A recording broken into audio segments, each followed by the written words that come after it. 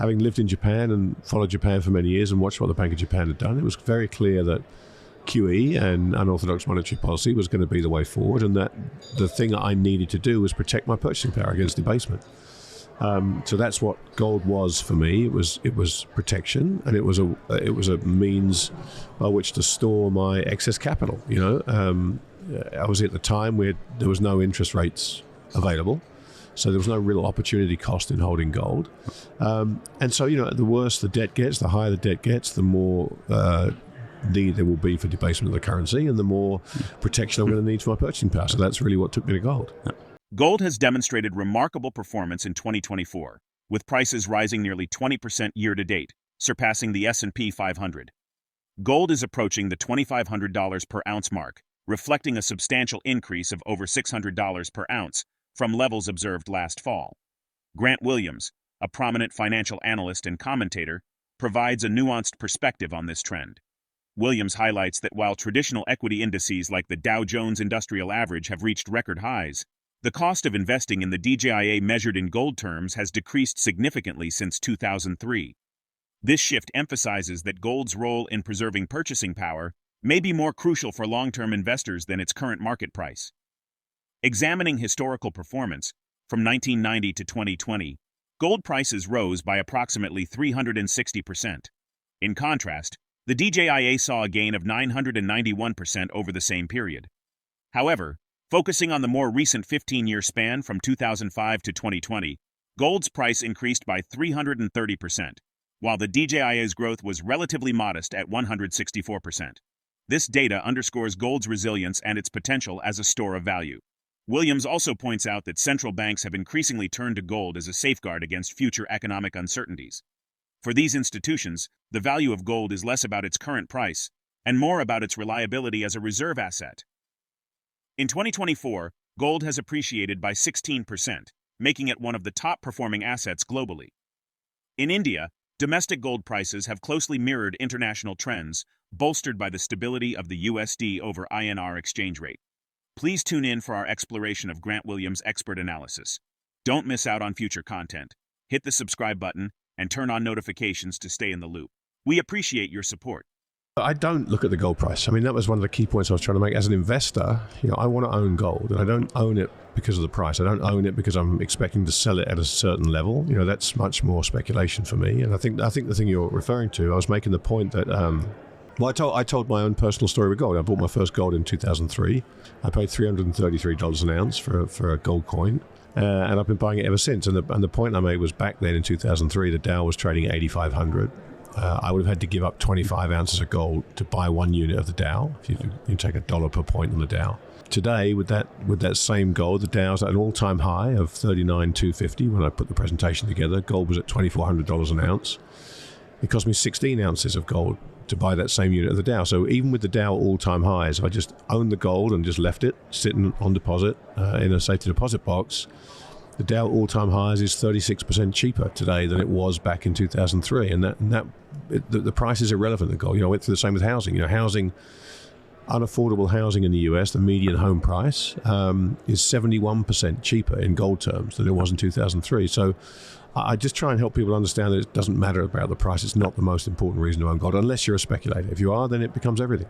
And this is the crux of my point. When you ask if gold is expensive right now, the gold is, let's call it $2,400 an ounce. Is that expensive? Well, are you an investor or a speculator? If you want to own gold, if you're an investor and you think that gold is going to preserve your purchasing power over the next 10, 15, 20 years, gold is probably not expensive right now. If you're a speculator, you could look at the charts and say, hey, I'm looking at this, I'm looking at that, I can see why gold may have run too far and maybe this price is too high.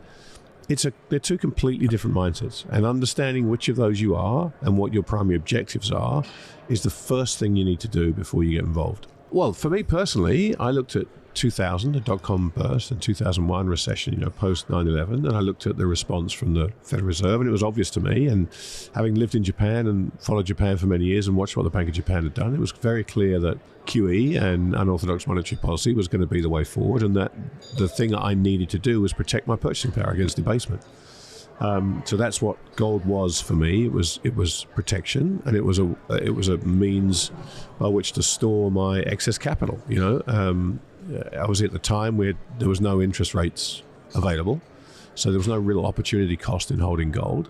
And so, the worse the debt gets, the higher the debt gets, the more need there will be for debasement of the currency and the more protection I'm going to need for my purchasing power. So that's really what took me to gold. I don't think investors push up gold. The thing that I think is not necessarily pushing gold up, but the thing that's putting a floor under it, which makes it very interesting, is central banks. Central banks have become voracious buyers of gold in the last 2-3 years. So really since the Russian assets were confiscated by the Treasury. So, I don't think investors really push the price up. I think speculators push the price up.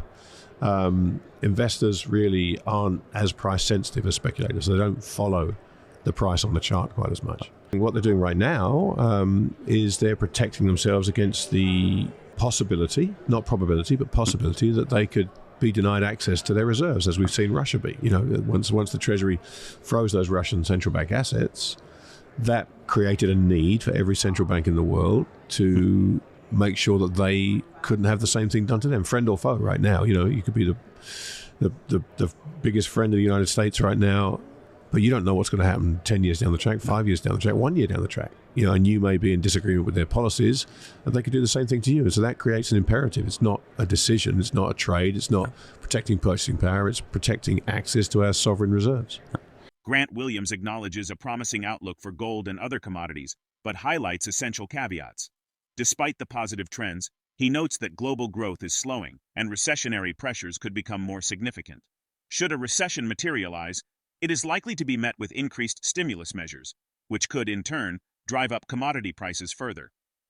A recent report from Amundi Asset Management supports this view, predicting a mild economic recession in the U.S. by mid-2024. The report estimates global economic growth at 2.4% for 2024, with U.S. growth expected to slow to just 0.8%, down from 2.4% in 2023.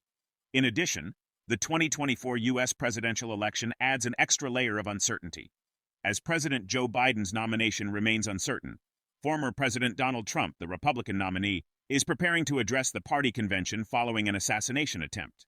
This political backdrop adds another dimension to the economic landscape, influencing market sentiment and investor behavior. Let's get back to the interview. I think the setup for a commodities bull market is about as good as it's been. Nobody owns them. We have inflation now embedded in the system. We have central banks, as I say, needing to diversify out of dollar assets. So, I can see a case for a weak dollar.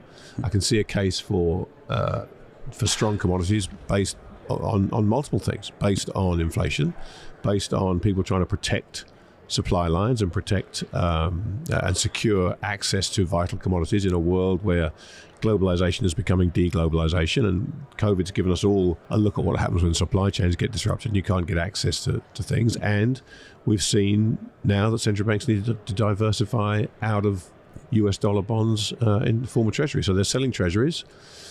What can you do with that cash? Gold is the perfect solution, but it's not, doesn't make sense for them to put all their reserves into gold. But something like copper, for example, we've seen in the 2000s, the Chinese built up an enormous copper mountain because they knew they were going to have to use that copper for infrastructure. And it's, for certain central banks, it's a great way of storing dollar reserves. So, I think the big caveat, as I said in the presentation, is lower growth around the world. I expect to see recessionary conditions metastasize around the world, and I expect to see that be a drag on growth.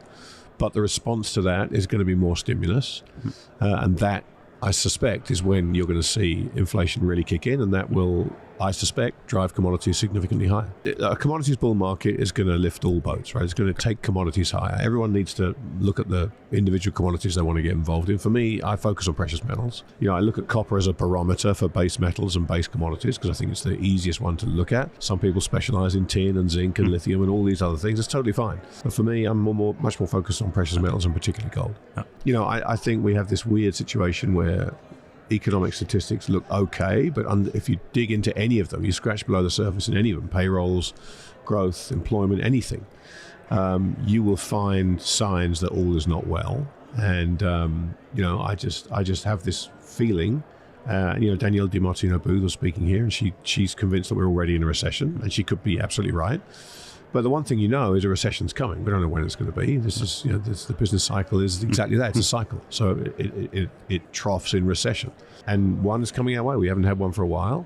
The last one was truncated thanks to the kind of policies that we've talked about already. And I think they will attempt to truncate the next one with the same policies. And I don't think they're going to be as efficacious as they were the first time around. Let's put it that way. I think the conditions and the setup is just way too tricky for it to be a soft landing. I mean, you can never say never. It's never a 0% chancing, right? There's not a 0% chancing with no landing. I put that as fanciful, but you just can't say it will definitely not happen. Then I put a common or garden recession, and then I put a hard landing. But I suspect the recession is coming, and the danger with this one is that all the kind of past sins of absolution that have been kind of thrown at markets to try and stop previous recessions, they may all bear out in this next one. So the next one could be a doozy. Given the current economic uncertainties and the potential for increased stimulus measures, how do you think these factors will impact the future performance of gold and other commodities? Share your perspective in the comment section. If the video resonates with you, join our community by subscribing to our channel and enabling notifications with the bell icon. Thank you for being a part of our community.